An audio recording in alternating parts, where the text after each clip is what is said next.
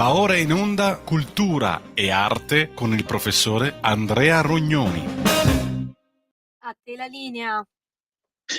Grazie, e ci siamo con Cultura Popolare Italiana. Non possiamo esimerci, come ogni anno, da un'analisi di critica musicale nei confronti di Sanremo. Si dice critica musicale, ma oramai, siccome Sanremo è un evento pop che riguarda televisione, costume, politica, è un'analisi totale che parte dai testi, ma che arriva anche a tutte le possibili coniugazioni di comportamento, di stile, di gusto, visto che poi in questi giorni li stanno facendo un po' tutti i giornali.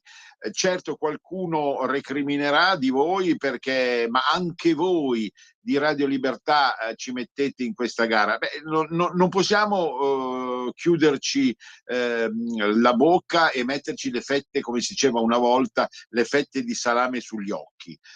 Sanremo è Sanremo stupidamente nel bene e nel male, anche nel molto male che comporta. Fare finta che non esista Sanremo significa fare finta che non viviamo in Italia, ma viviamo in un'altra dimensione spaziale, e questo francamente non è possibile. In ogni caso si cerca di valutare il tutto sulla base di un gusto, di un'estetica, di una poetica che comunque è a sfondo musicale. La dimensione artistica è quella musicale, ma la sostanza è molto pop, è molto popolare, proprio perché abbiamo detto 10.000 volte, la cultura popolare non è soltanto usi, costumi, dialetti, tradizioni, ma anche il modo, le modalità con le quali il popolo e i popoli e il popolo reagiscono di fronte a degli eventi e delle situazioni che li stimolano, lo stimolano, gli permettono in ogni caso di prendere una posizione, che è una posizione di gusto in relazione all'epoca e alla temperie che stiamo vivendo. Allora, una battuta me la concederete subito, al di là del fatto che oggi è anche il compleanno, e glielo voglio fare di tutto cuore e gusto e piacere, perché sono un suo ammiratore, di Checco dei Modà, che era presente tra l'altro in gara a Sanremo. Poi lo giocheremo anche lui e i Modà. Oggi Checco compie 47 anni, e quindi tantissimi auguri. E poi oggi, per chiudere questo discorso di servizio, abbiamo una giornata mondiale importante, la giornata mondiale dei gatti. I gatti sono al centro di un rilancio complessivo che è legato sicuramente alla loro funzione, al loro ruolo, non solo domestico in senso lato, perché sappiamo che si tratta di un animale fra virgolette domestico, ma proprio come capacità di porsi rispetto anche al mondo canino, al mondo dei canidi, in una maniera diversa e forse più adeguata paradossalmente alla società che stiamo vivendo.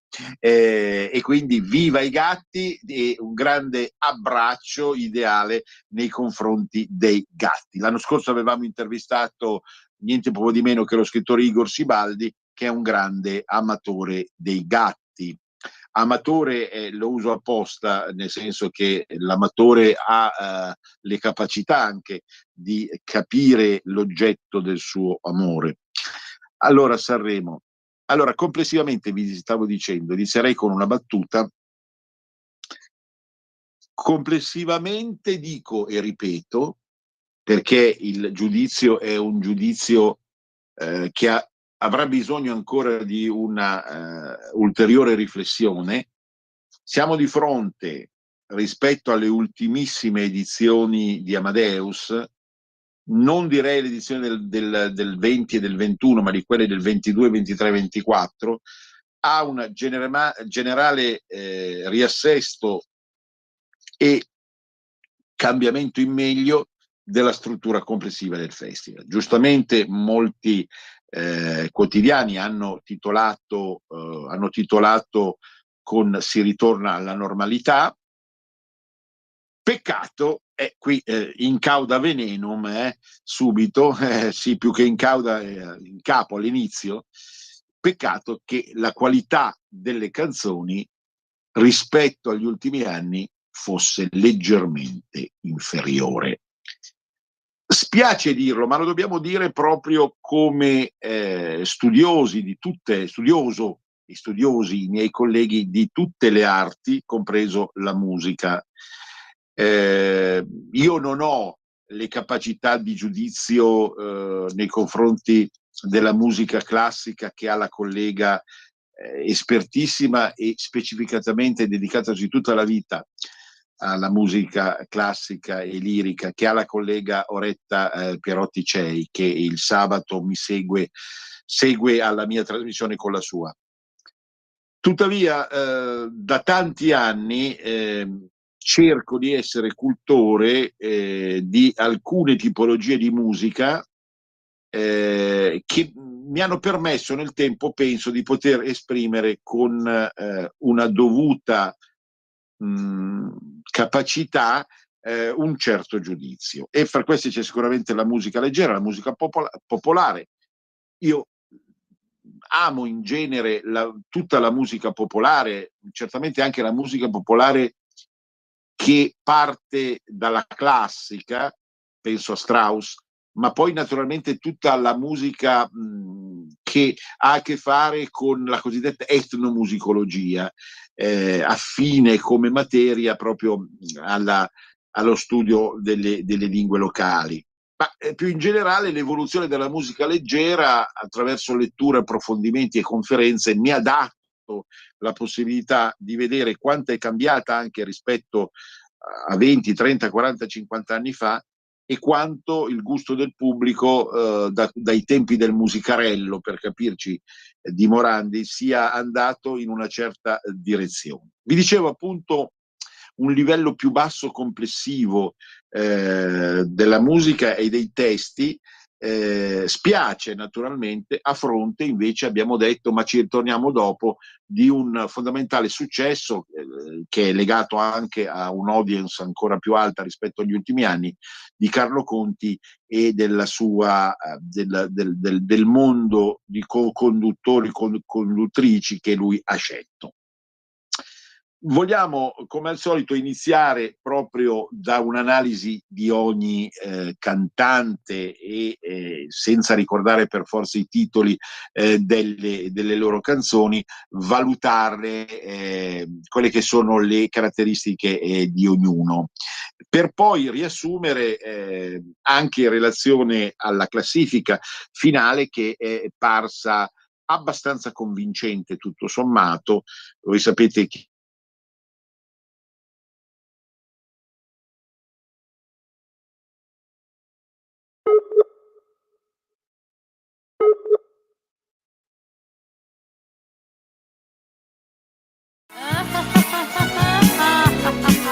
Pesca dalla rete, le interviste di Luisella Pescatori, detta La Pesca, con le freelance di Rete al Femminile, le voci fiere di una nuova prospettiva, ovvero segreti e consigli del lavoro autonomo declinato al femminile. Ogni mercoledì alle 15:30 su Radio Libertà, la tua radio.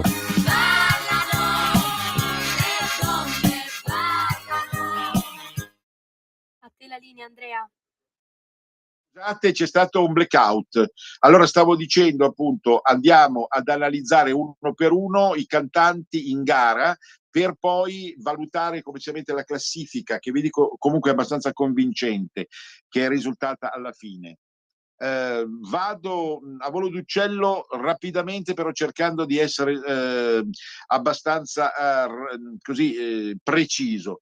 Per quanto riguarda le donne, diciamo giustamente da quelle che dovevano essere le trionfatrici, ma non lo sono state perché sono state poi in classifica surclassate dai maschi. Io ho trovato personalmente convincente Noemi. Certamente noi ci troviamo di fronte, secondo me, a due voci, quindi a due potenze vocali tra l'altro tutte e due di ambiente di nascita romano, anche se Noemi è di origine più meridionale, ma comunque cresciute e nate a Roma. Noemi sicuramente e Giorgia. Sono cantanti non più giovanissime, che hanno superato la quarantina, la Giorgia la cinquantina, ma hanno una capacità proprio di estensione vocale che riesce comunque a battere anche quella che può essere una defiance dal punto di vista del testo. In effetti il testo, diciamolo subito, della Giorgia è apparso abbastanza deludente. Oltretutto è uno dei testi accusati di plagio,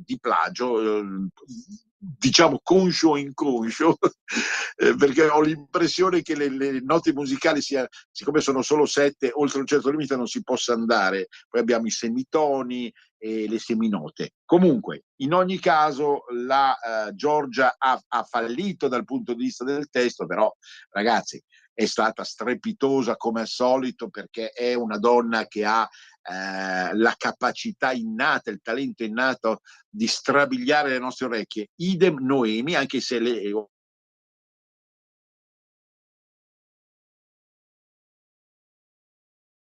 durante la canzone sono completamente diverse. A me la canzone di Noemi è piaciuta, è risultata convincente e non capisco perché poi alla fine sia stata in pratica bocciata. Se rimaniamo sulle donne, direi una grandissima delusione invece da chi è ancora anagraficamente più anziana, la Marcella Bella. Marcella Bella ha portato una canzone che doveva essere un inno al femminismo, è risultato un inno, diciamo, alle braccia che cadono dalla delusione.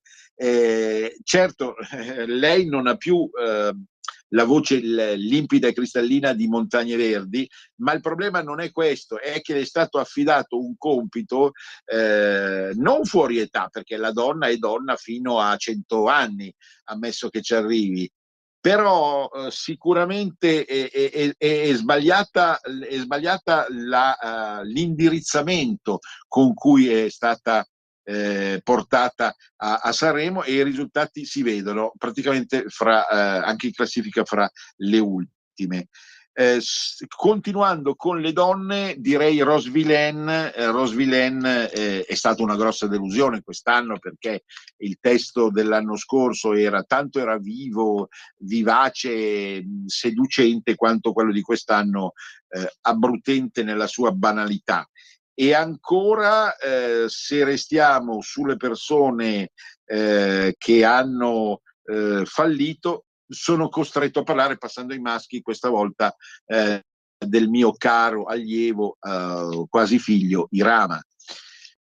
Irama ha portato una canzone che purtroppo non gli permette di valorizzare fino in fondo quelle che sono le sue effettive qualità, che richiedono una lentezza maggiore e una sospensione che avevamo visto poi nel suo capolavoro di qualche anno fa.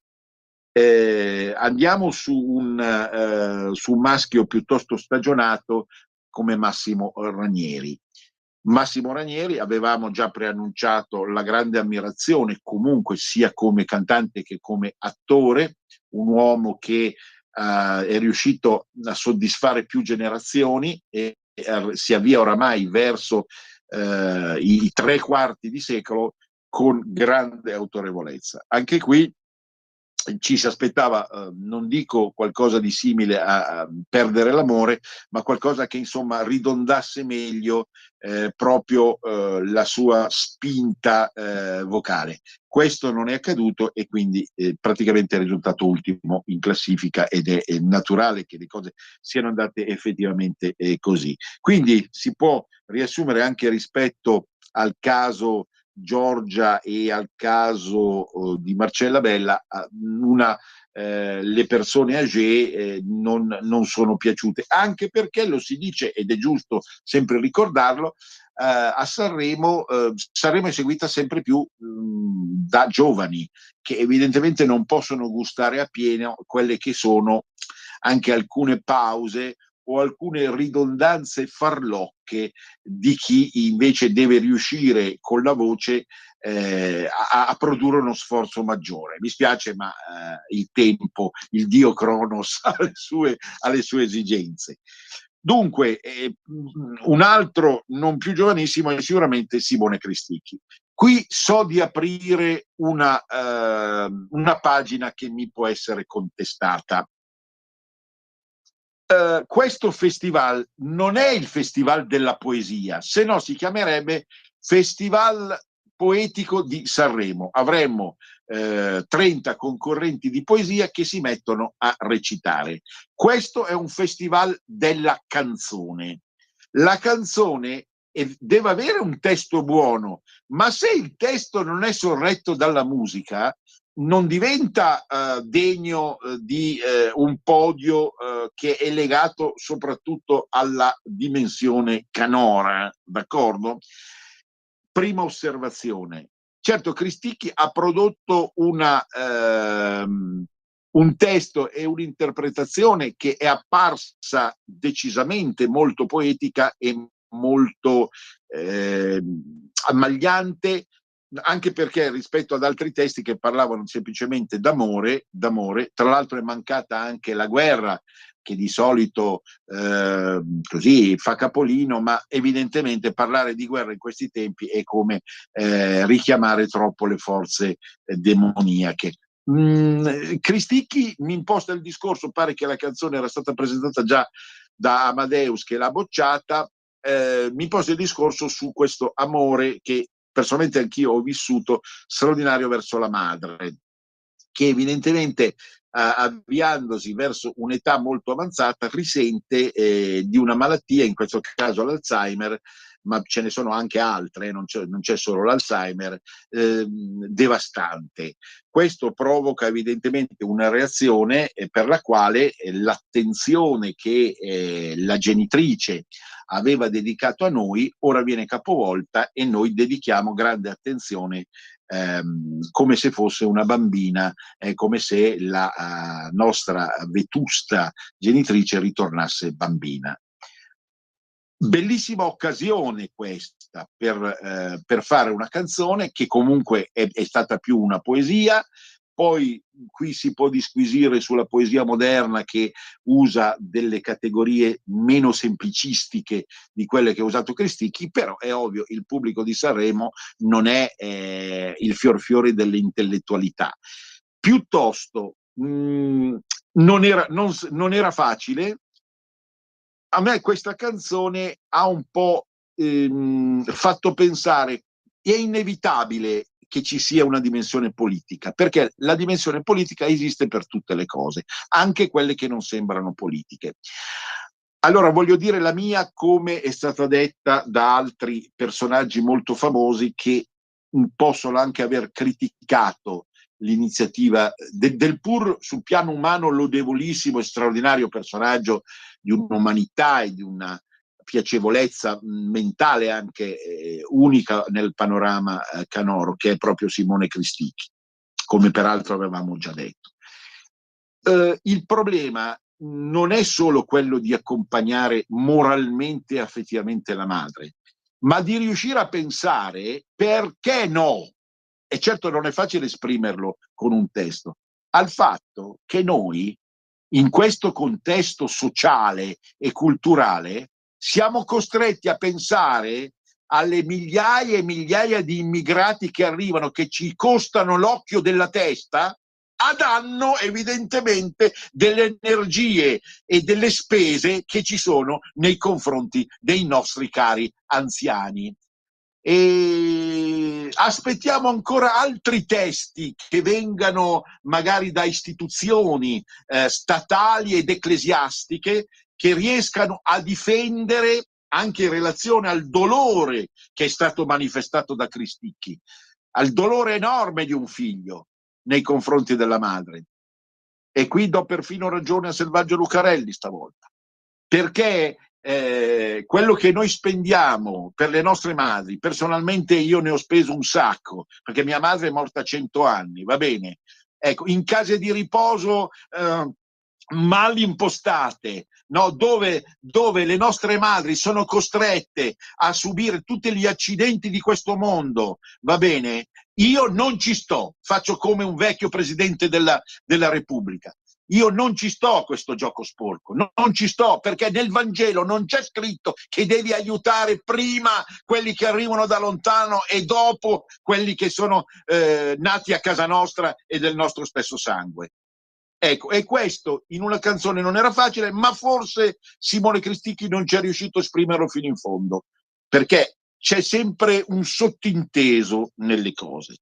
L'altro autore che ha scelto la linea poetica è stato Bruno Risas, capovolgendo il concetto cristicchiano a favore della figlia e non della madre.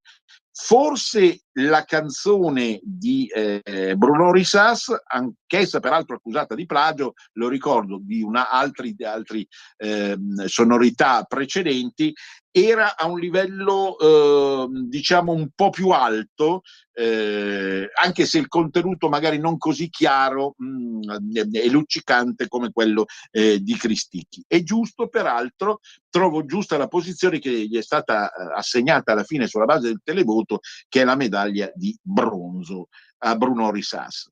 E poi qui cominciamo ad andare verso quella schiera di giovani che o erano già conosciuti o sono stati proiettati da questi festival alla ribalta.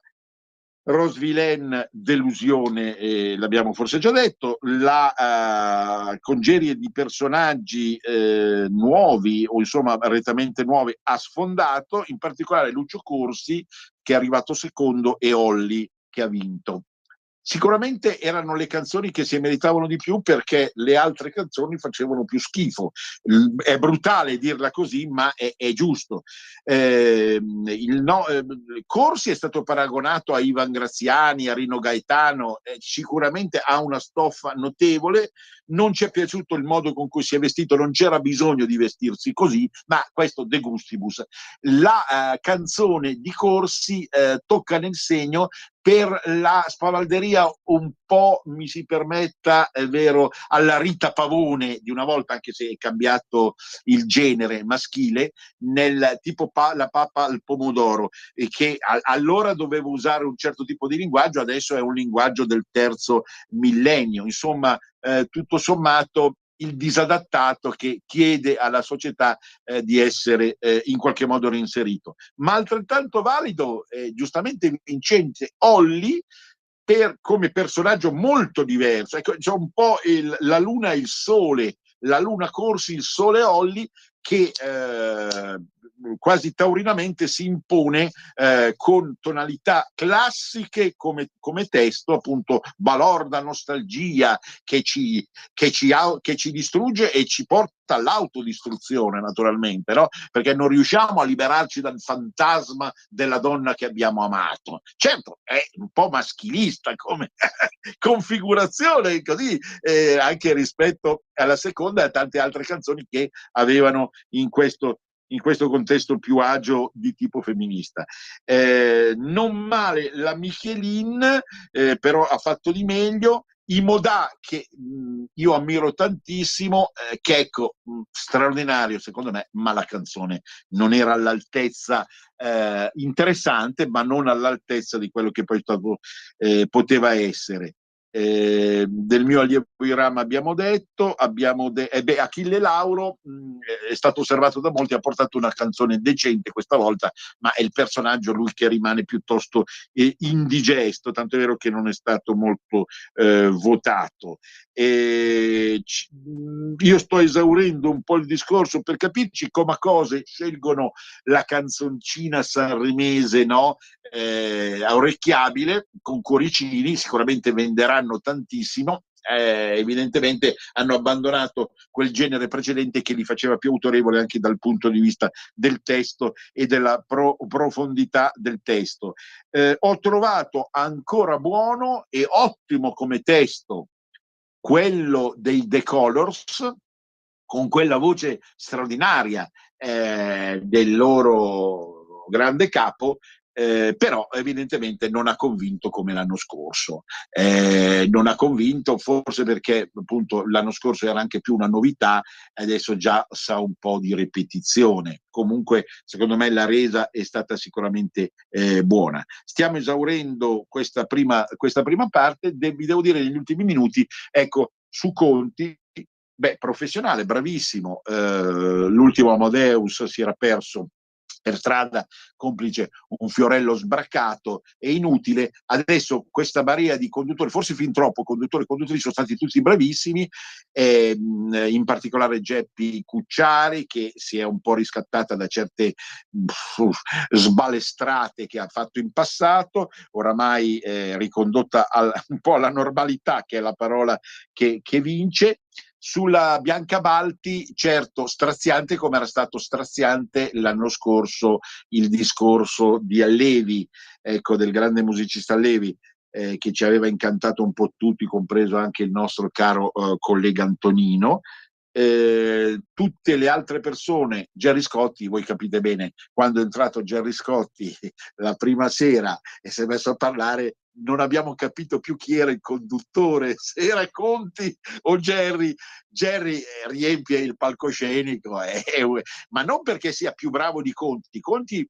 Gerry non ha la sapienza musicale, musicistica di Conti, però ovviamente è un personaggio così strabordante e così empatico che non si riesce più a contenere, quindi magari, come ho detto, potrebbe essere il prossimo conduttore e vedremo come andrà in quell'occasione. Allora, mi sembra che si possa chiudere qui la faccenda, non sono successe cose svaccate come negli ultimi anni, ma sicuramente siamo rientrati in un discorso fondamentalmente accettabile, perché proprio si è voluto dare più spazio all'ascolto e alla gara effettiva.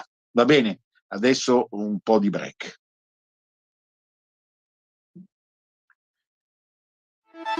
Stai ascoltando Radio Libertà, la tua voce libera, senza filtri né censure, la tua radio.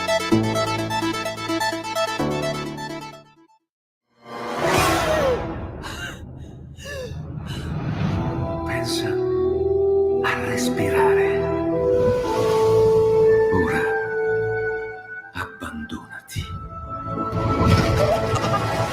Che cosa vedi? Luce, oscurità, l'equilibrio.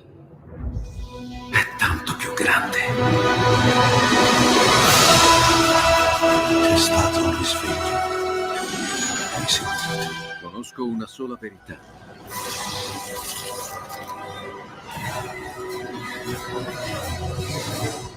Movie Time ti fa entrare nel vivo del cinema, ti fa sentire come se fossi tu il protagonista del grande schermo.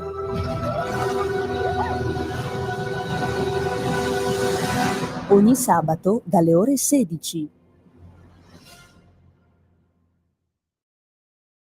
Sempre più liberi, con La Tua Radio è il nuovo sito che mette in prima pagina opinioni, firme, notizie, uno sguardo nuovo e originale sui fatti che ci circondano.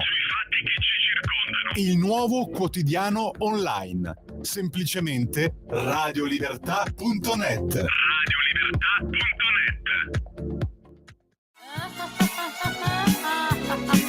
Pesca dalla rete, le interviste di Luisella Pescatori, detta La Pesca, con le freelance di Rete al Femminile, le voci fiere di una nuova prospettiva, ovvero segreti e consigli del lavoro autonomo declinato al femminile. Ogni mercoledì alle 15:30 su Radio Libertà, la tua radio.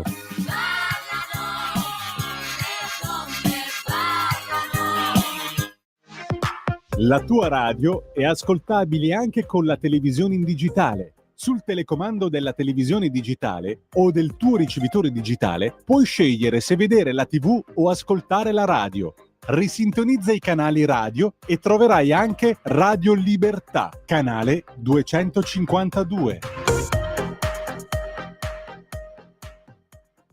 A voi la linea.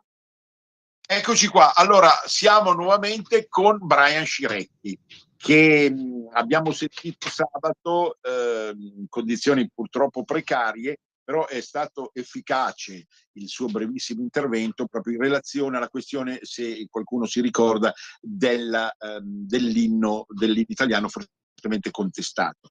Ritorniamo anche su questo, però l'argomento riguarderà anche il rapporto tra lingua italiana e mondo dialettale, visto che Brian è uno dei massimi esperti, diciamo, in Italia.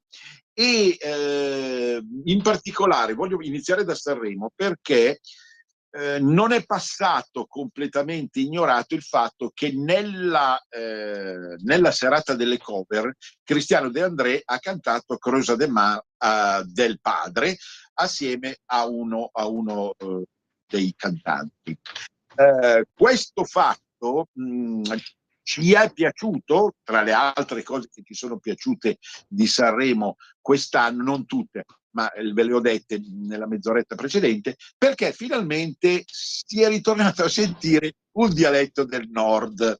Intendiamoci, io personalmente adoro i dialetti del sud, i dialetti fra virgolette, brutta parola, insomma, le lingue locali, gli idiomi materni del sud, che sono, parliamo del napoletano, parliamo del calabrese, parliamo del pugliese, che sono assolutamente stimolanti, interessanti anche da studiare.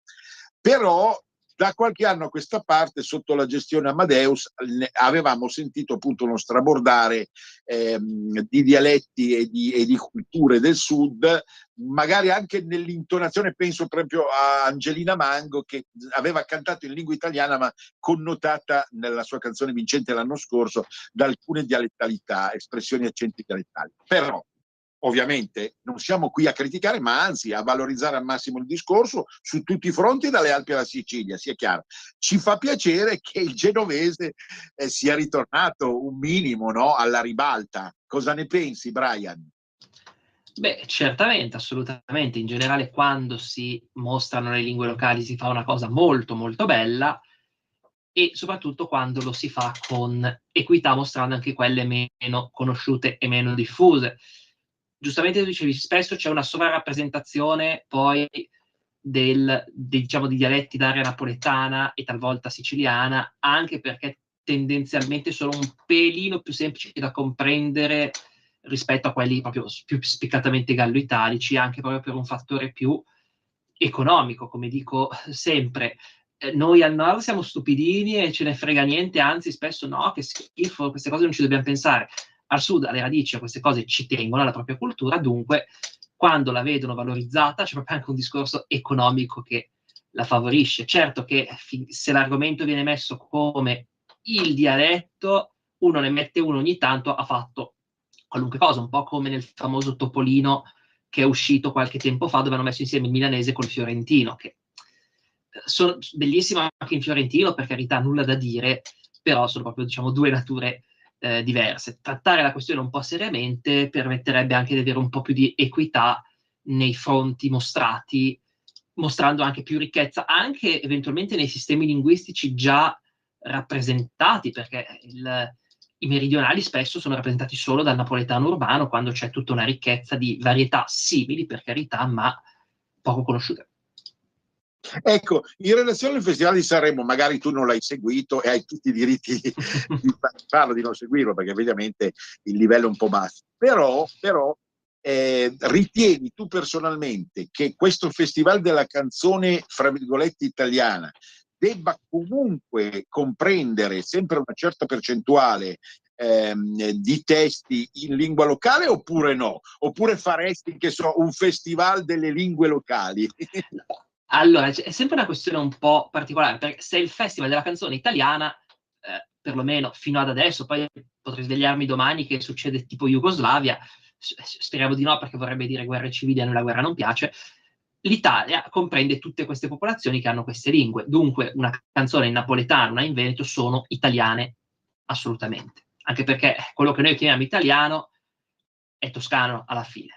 Si è sviluppato poi anche in altri territori al di fuori della Toscana grazie alla cultura, ma un po' come il castigliano è spagnolo ma è castigliano, il toscano è italiano ma è toscano. si potrebbe tranquillamente valutare una qualche forma, magari anche all'interno del festival, esattamente come c'era il concorso quello delle nuove promesse dei giovani, qualcosa relativo alle lingue locali, così da evitare anche magari fenomeni di, come dire, di territorialismo, dove una canzone magari non è bella ma viene sostenuta solo perché è in quella lingua, dare una possibilità più equa a queste lingue di combattere, di sentirne un po' di più, magari con anche un po' di quote proporzionate al numero di parlanti della lingua, e poi sentirle, vedere qual è più bella, eventualmente anche su un concorso, se uno lo vuole fare in un'ottica un po' più democristiana, dove non c'è competizione tra parti dello Stato, fare un concorso di dialetti del nord, uno dialetti del sud, e dare un vincitore per entrambi. Certo, due osservazioni. I tempi sono lontani dei Pittura Fresca e di Van der Stos, che ebbero un enorme successo, secondo me, un notevole successo, proprio perché anche i testi portati erano molto interessanti di entrambe, e comunque il fatto che tu sottolinei che il mondo lombardo, in particolare in parte quello veneto, sia più lontano dallo standard toscano e meridionale, quindi sia più difficile da gestire, però non impedì in effetti, anche per una certa capacità di interpretazione, no? Erano però momenti diversi. Adesso poi tutto questo è stato un po' archiviato nel passato. La seconda questione però è anche relativa al fatto, come dicevo io mezz'oretta fa, che questo non è un festival della poesia, se no faremo appunto un festival della poesia con qualche nota ogni tanto, ma questo è un festival della canzone, quindi rimane prioritario il livello musicale. E allora perché no il fatto, per esempio, di rilanciare alcune sonorità che fanno parte proprio delle tradizioni popolari rispettive. Certo, anche qui non è facile, perché siamo in un terzo millennio in cui oramai, proprio anche perché questa trasmissione si chiama Cultura Popolare, ma cerca di capire dove sta andando questa cultura popolare. La tradizione sembra perdere, ma se rimodulata in una nuova maniera potrebbe ritornare a dire qualcosa. In effetti, ecco, quindi qui attenzione secondo me, a non scivolare nel Festival della Poesia, che pure avrebbe una sua logica, perché oggi di poesia si parla poco, la poesia si vende poco, i poeti che sono anche bravi, che ci sono in Italia, non sono conosciuti, come invece gli scrittori, romanzieri, eccetera. E quindi qui sarebbe un po' un'impostazione nuova di tutta la televisione, per esempio, che è in crisi complessiva rispetto ai social, anche se sui social si sente di tutto.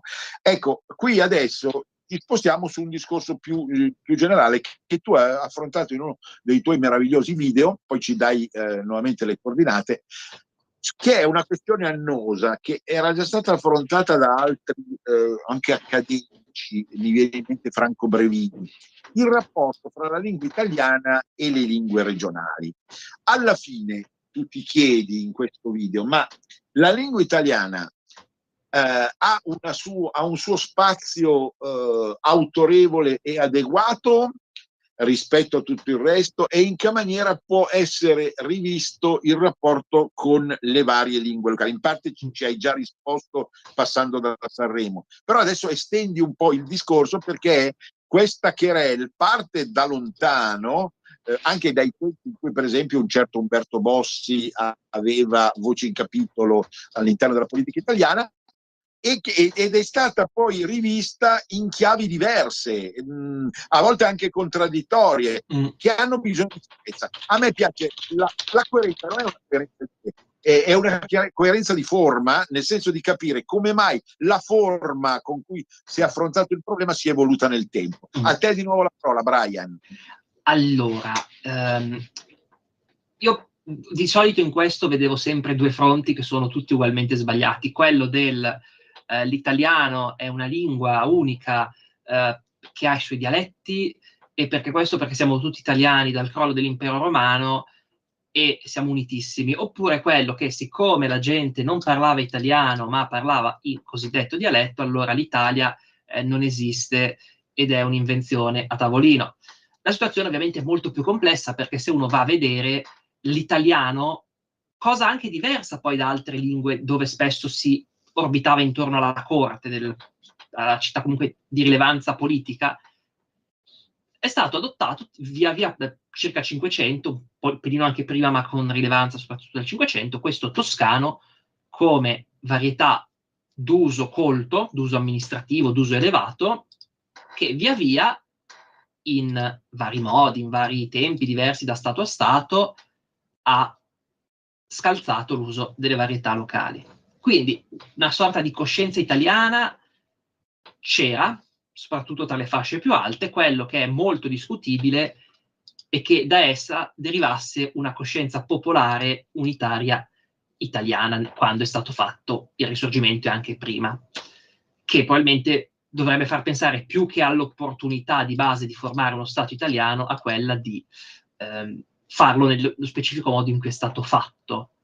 Uno che probabilmente l'aveva capita la cosa era Carlo Cattaneo, che sappiamo essere una persona abbastanza intelligente, infatti poi se n'è scappato in Svizzera dove è morto, ma da un punto, diciamo, di vista linguistico, questi sono comunque discorsi dal 500 all'800, al giorno d'oggi le cose sono un po' diverse, comunque 150 passati, 160 sotto un unico governo qualcosa fanno, innegabilmente, e diciamo è abbastanza difficile dire oggi non esiste un popolo italiano. Poi qualcuno, con un po' di cattiveria, dice anche che, come disse un tale abbastanza importante, dai loro frutti li riconoscerete, se i frutti sono questi, non è stata una grande idea, ma quella è una cattiveria che dice qualcuno, non voglio né dire se è giusto né dire se è sbagliato.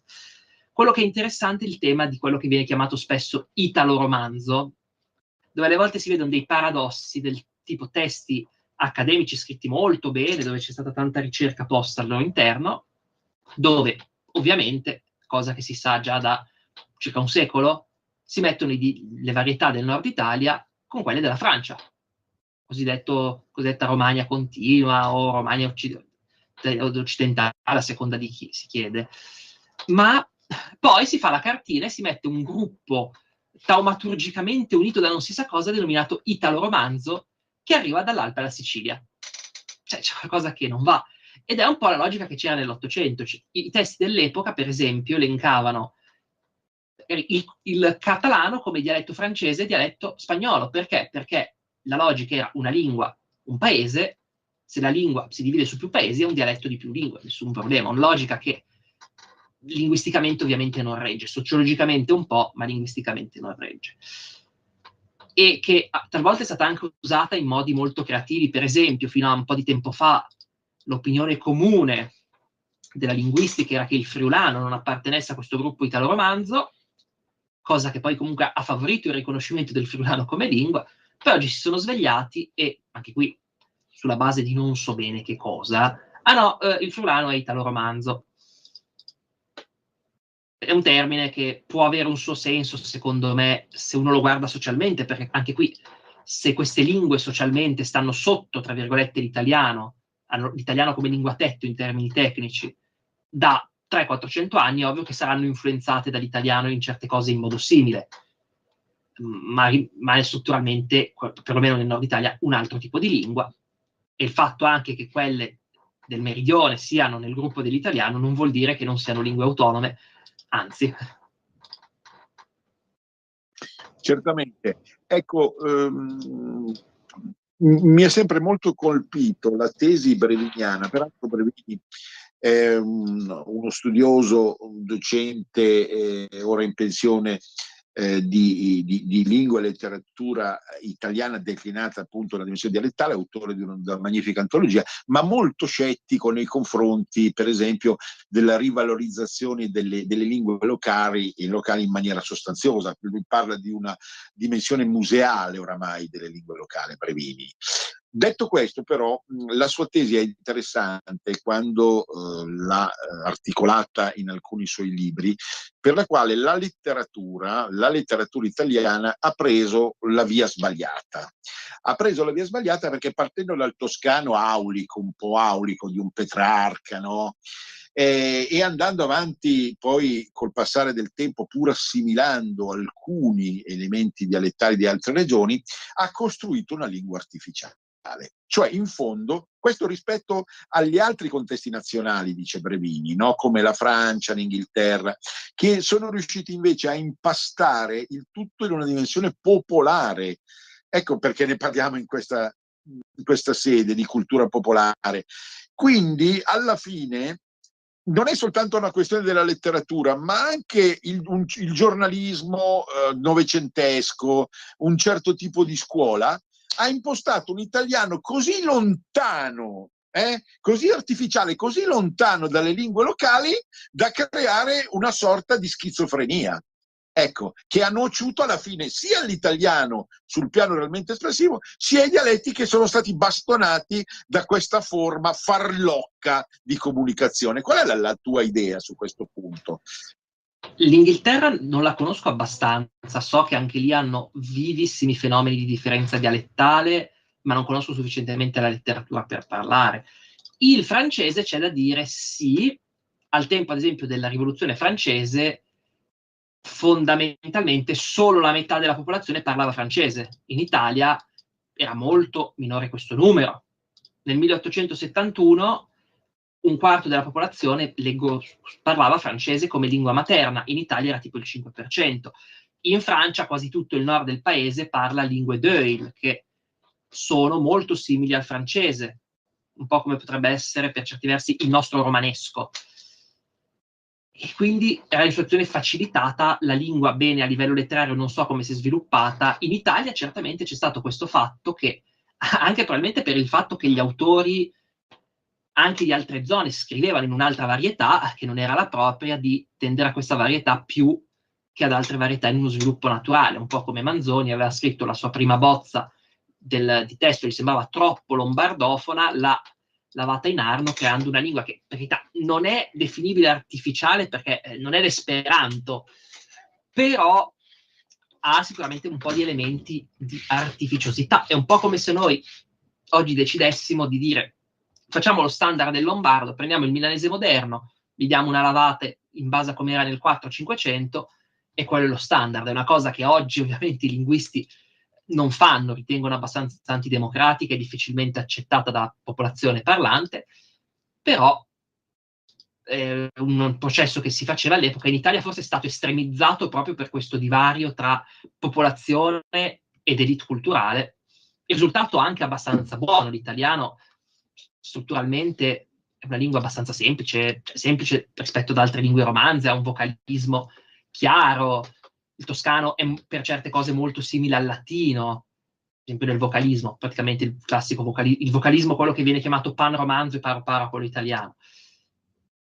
Però non si può negare una certa artificiosità e che prima che si diffondesse l'italiano ci fosse qualcosa che è sbagliato, come sostengono alcuni e fanno poi notare giustamente gli studiosi di linguistica, mettere semplicemente al museo quando potrebbe essere un patrimonio vivo, anche perché le lingue non sono un quadro che ogni tanto lo restauri, le lingue vivono se vengono parlate, e vengono parlate perché sono vive. Quando una lingua muore non è il museo, è sui libri. Ecco, ultimo elemento all'interno di questo dibattito riguarda la scuola, nel senso che si è creata effettivamente una certa meridionalizzazione della scuola, al netto del fatto che io parlo da docente liceale, i colleghi venuti dal sud sono bravissimi, hanno forse più concentrazione e più voglia di lavorare di noi. Lo dico proprio spassionatamente, non è una piaggeria la mia, perché cioè, noi già abitiamo qua, quindi abbiamo il nostro giro, il nostro mondo. Ecco, non ho niente da nascondere, cioè mi è sempre piaciuto insegnare, però non ho fatto solo quello, ecco. Loro magari sono impostati in maniera più professionale, però ci hanno portato negli ultimi 50-60 anni un italiano che non è l'italiano del nord. ti do una patata un po' bollente, Brian. Allora, io la mia esperienza su questo tema l'ho vista proprio in due modi, diciamo, abbastanza diversi. La mia maestra delle elementari, d'origine del meridione, che però evidentemente aveva imparato l'italiano a scuola, parlava un ottimo italiano standard, e anzi, che quello che dicevo, i meridionali sono molto legati alle radici, al territorio, a differenza nostra, ci invitava a dire andate dai nonni, chiedetegli come si chiama questa cosa in dialetto, chiedetegli di questa tradizione, ovviamente non in un'ottica che ho io in questo preciso momento, ma all'epoca non c'aveva nessuno, quindi non è che si può fare una colpa alla gente. Poi dopo ho visto col tempo, io devo dire, ho sempre avuto buoni professori, però per quanto riguarda la lingua parlata, nel momento in cui non è più una lingua che impari a scuola per lavorare e insegnare, ma la usi comunemente, sono varietà nei fatti non standard e non della località. C'è da dire che finché non vengono percepite come errate, di base non c'è un grande problema. Non penso che tipicamente vi sia un'influenza dell'accento del professore su quello degli alunni, anzi di solito è il contrario, è col tempo l'accento della persona che viene, che si adatta un po' a quello del territorio dove vive. Il problema è quando ci sono docenti che non sanno usare correttamente i verbi. Io personalmente non ne ho mai avuti, sia lodato il Signore, ma ne ho sentito qualcuno avere delle scelte linguistiche molto peculiari, diciamo così, molto extra standard, non standard, e che avrebbero fatto accaponare la pelle all'Accademia della Crusca, ma lì il problema non è che vengono dal sud, semplicemente, Ecco, essendo un po' sovrappresentati, quelli del sud è più evidente quando lo fanno loro che quando lo fa un professore di Padova. questo è verissimo. Ti faccio però un esempio, perché io tendevo già da allievo, parliamo di un Rognoni molto imberbe, tendevo a usare il passato prossimo e mi vedevo corretto con matita blu perché secondo il mio insegnante di lettere delle medie dovevo usare il passato remoto. Questo è un esempio un po' traumatico, Brian, e quindi c'è comunque questa discussione, c'è stata, ecco. Quello però è un po' più tematica, credo, di standard che di meridionalizzazione. Un bolognese, per esempio, farebbe la stessa cosa. Lì usano il passato remoto comunemente sia in bolognese sia in italiano, lo usano sostanzialmente da standard e in teoria è come andrebbe usato. Al giorno d'oggi, fortunatamente, aggiungo, perché il passato remoto in Italia correttamente lo usano in 3 e 2 non si sa se ci arrivano domani. E tendenzialmente ci si è resi conto che il passato prossimo comunque la stessa funzione ce l'ha. Sarebbe in certi casi più corretto usare il passato remoto, però insomma, è più un'evoluzione di standard. Secondo me ci si è resi conto che alla fine la lingua funziona anche senza il passato remoto. Sì, no, ma alla fine ha vinto il Nord, che la scuola sì. Senti, ritorniamo sulla questione dell'inno, perché ci hai detto delle cose sapienti, però voglio rifinire il discorso. Qui c'è qualcuno che ha contestato dal punto di vista femminista LGBT, appunto Fratelli d'Italia. Abbiamo detto la contestazione un po' pretestuosa è stato fatto nel 1800, ma si può cambiare questo inno? E tu hai delle proposte, hai delle idee, non so, Brian, cioè lo so che non è esattamente il tuo campo professionale, però ti trovo così curioso del mondo che sicuramente qualcosa di interessante ci dici. Io penso che la gente l'inno lo canti acriticamente, potrebbe essere anche una ricevuta della spesa. Io mi ricordo quando c'era la gente che cantava al balcone nel 2020 siamo pronti alla morte, poi se vedeva passare uno sotto casa, no, ci farai morire tutti, ma scusa, non eri pronto alla morte, deciditi, figliolo mio. Di base però appunto, cioè, uno può anche dire, vabbè, è un inno un po' particolare, però è figlio del tempo, nel senso uno lo dovrebbe più che altro studiarne criticamente la storia, però è un simbolo che uno può anche tenere abbastanza di poco conto, la gente comunque si riconosce in esso, perché si riconosce, non c'è una vera polemica sull'inno nazionale. Tutte le proposte che sono state fatte... I sudtirolesi, Brian, a parte i sudtirolesi. I sudtirolesi sono italiani per caso, quindi dico, a livello diciamo di italiani, latini, che si identificano come italiani, per usare un termine caro alla comunità LGBT citata, non c'è una particolare... Le proposte alternative, cioè ci sono i monarchici che vogliono la marcia reale, ma ciò vuol dire tornare alla monarchia un po' difficile. Ci sono quelli della leggenda del Piave, che è ancora peggio dell'inno d'Italia, perché è proprio diretto in conseguenza di guerra. Però adesso non voglio irritare la nostra regista che è romana, però quello Schiava di Roma proprio lo toglierei, cioè non è quello lì, è un rospo nello stomaco, Sveva, dice Sveva. Povera Sveva. Allora, più che altro sì, è un po' antistorico, perché in Italia il ruolo di Roma era quello di centro del cristianesimo cattolico, un ruolo nobilissimo, ma di per sé non era Parigi, non era Madrid, non era Lisbona. È un centro, forse, che rende anche Roma più importante, centro della latinità, centro del cattolicesimo, ma non centro d'Italia. Quello è un mito nazionalista romano che poi ha anche portato a quelle idee un po' fasciste che hanno sostituito anche quella che era l'idea che c'era qui a nord, un po' dell'unità d'Italia come nuova rivoluzione, lotta di Legnano. Senti Brian, io nel cassetto un inno federale ce l'avrei. Se mi collabori magari facciamo una postina. Sapessi comporre, io lo farei volentieri. Il problema musicalmente sono inetto. Va bene, grazie Brian, come al solito ci risentiamo presto su queste stesse onde o in altri contesti.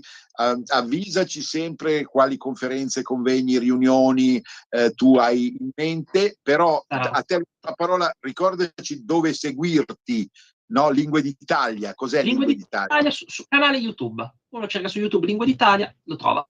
Ecco, mi raccomando veramente ai nostri ascoltatori di Radio Libertà, è un bijou, cioè non perdetevi Lingue d'Italia.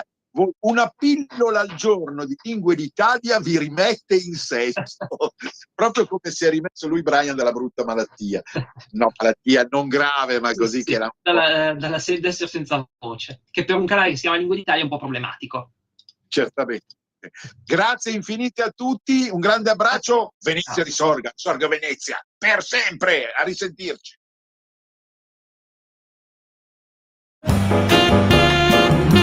Avete ascoltato Cultura e Arte con il professore Andrea Rognoni. Stai ascoltando Radio Libertà, la tua voce libera,